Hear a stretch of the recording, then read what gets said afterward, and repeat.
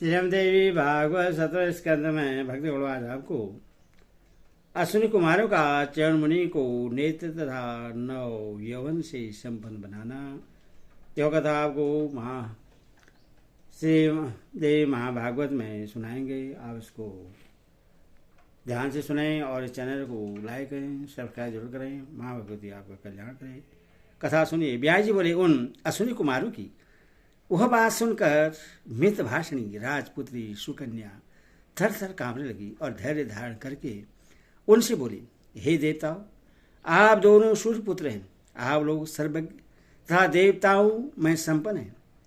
मुझ पतिव्रता तथा धर्मपरायण स्त्री के प्रति आपको ऐसी बात नहीं कहनी चाहिए। हे सुरश्रेष्ठ, मेरे पिताजी ने मुझे इन्हीं योग परायण मुनि को सौंप दिया है। तब मैं व्यभिचारिणी स्त्री के द्वारा सेवित उस मार्ग का अनुसरण कैसे करूं? कश्यप से उत्पन्न हुए भगवान सूर्य समस्त प्राणियों के कर्मों के साक्षी हैं। ये सब कुछ देखते रहते हैं। इन्हीं के साक्षात पुत्र रूप आप लोगों को ऐसी बात नहीं कहनी चाहिए।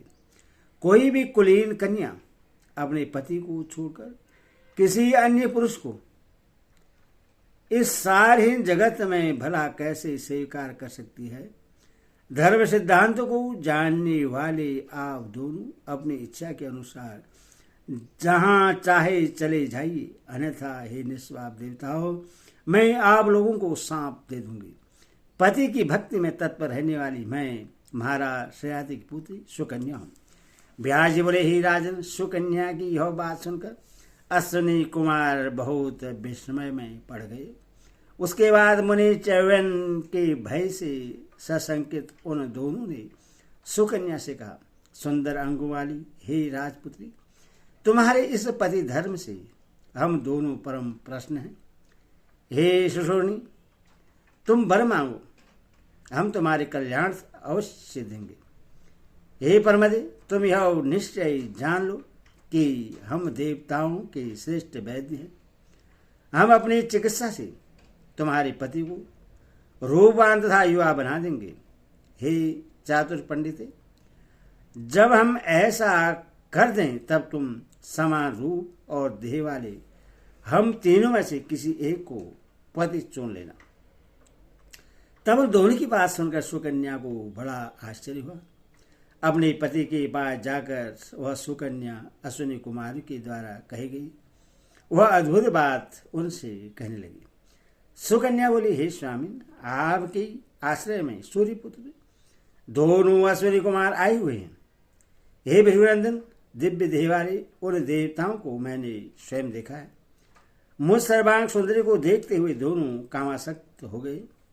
हे स्वामी, उन्होंने मुझसे यह बात कही, हम लोग तुम्हारे पति इन च्यवन मुनि को निश्चय ही नव यौवन से संपन्न दिव्य शरीर वाले तथा नेत्रों से युक्त बना देंगे।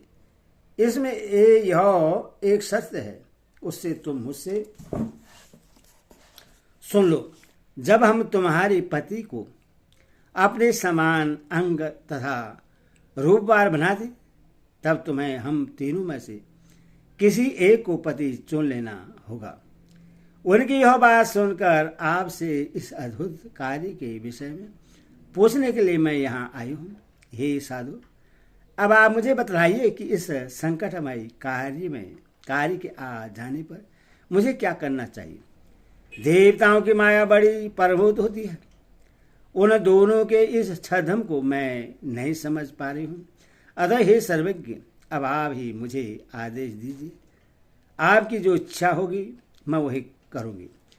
च्यवन बोले, हे कांते, हे सुवर्ते, मेरी आज्ञा के अनुसार तुम देवताओं के श्रेष्ठ चिकित्सक अश्विनी कुमारों के समीप जाओ और उन्हें मेरे पास शीघ्र ही ले आओ।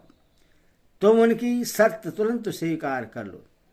इसमें किसी प्रकार का सोच विचार नहीं करना चाहिए।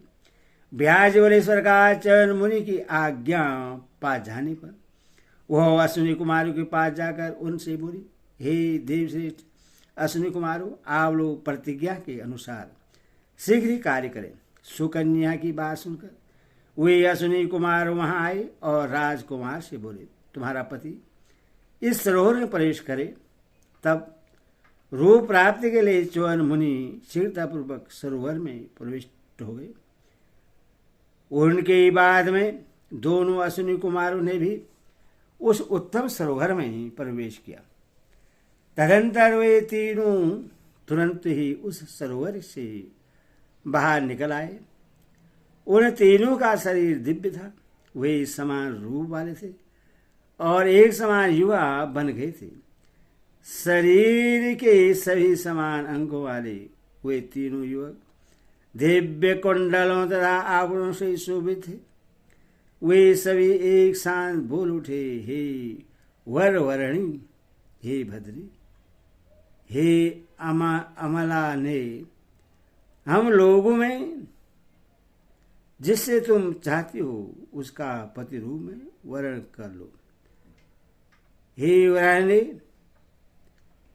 जिससे तुम्हारी सबसे अधिक प्रीति हो उसे पति रूप में चुन लो। व्यास जी बोले, देव कुमारों के समान प्रतीत होने वाले उन तीनों को रूप, अवस्था, स्वर, वेशभूषा तथा आकृति से पूर्णतः एक जैसा देखकर वह सुकन्या बड़े असमंजस में पड़ गई। वह अपने पति च्यवन मुनि को ठीक ठीक पहचान नहीं पा रही थी, अतः व्याकुल होकर सोचने लगी, मैं क्या करूं? ये तीनों देव कुमार एक जैसे हैं, अतः मैं यह नहीं समझ पा रही हूं कि इनमें से मैं पति रूप में किसका वर्ण करूं। मैं तो बड़े श्रेयस की स्थिति में पड़ गई हूं। दोनों देवताओं अश्विनी कुमारों ने और विचित्र इंद्रजाल यहाँ रच डाला है। इस स्थिति में मुझे अब क्या करना चाहिए? मेरे लिए तो यह मृत्यु ही उपस्थित हो गई है। मैं अपने पति को छोड़कर किसी दूसरे को कभी नहीं चुन सकती, चाहे वह कोई परम सुंदर देवता ही क्यों न हो। यह मेरा दृढ़ विचार है। इस प्रकार मन में भली भांति सोचकर क्षीण कटि प्रदेश वाली वह सुकन्या कल्याण स्वरूपिणी परम्बा भगवती भुवनेश्वरी के ध्यान में लीन हो गई और उनकी स्तुति करने लगी। सुकन्या बोले, हे जगदम्बिके, मैं महान कष्ट से पीड़ित होकर आपकी शरण में आई हूँ। आप मेरी पातिव्रत धर्म की रक्षा करें। मैं ही आपके चरणों में प्रणाम करती हूँ। हे पदोदेवी, आपको नमस्कार है। हे शंकर प्रिय, हे देवी, आपको नमस्कार है। हे विष्णु की प्रिया लक्ष्मी, हे वेद माता सरस्वती, आपको नमस्कार है। आपने ही संपूर्ण चराचर जगत का सर्जन किया है। आप ही सावधान होकर जगत का पालन करती हैं और प्रलय काल में लोग शांति के लिए इससे अपने में लीन भी कर लेती हैं। आप ब्रह्मा, विष्णु और महेश की सुसंपन्न जननी हैं। आप अज्ञानियों को बुद्धि तथा ज्ञानियों को सदा मोक्ष प्रदान करने वाली हैं, परंतु पुरुष के लिए प्रिय दर्शन वाली आप आज्ञामयता पूर्ण प्रकृति स्वरूपिणी हैं। आप श्रेष्ठ विचार वाले प्राणियों को भोग तथा मोक्ष प्रदान करती हैं। आप अज्ञानियों को दुख देती हैं तथा सात्विक प्राणियों की सुख का साधन ही आप ही हैं। हे माता, आप ही योगियों को सिद्ध, विजय तथा कीर्ति भी प्रदान करती हैं।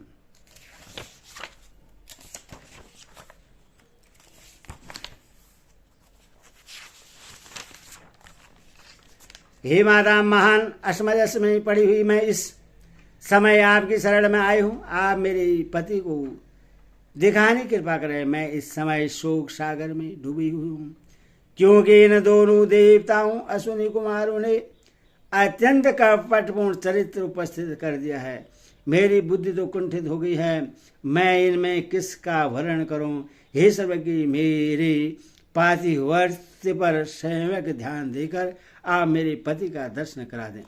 व्यास जी बोले, इस प्रकार सुकन्या की स्तुति करने पर भगवती त्रिपुर सुंदरी शीघ्र ही सुख का उदय करने वाला ज्ञान उसके हृदय में उत्पन्न कर दिया।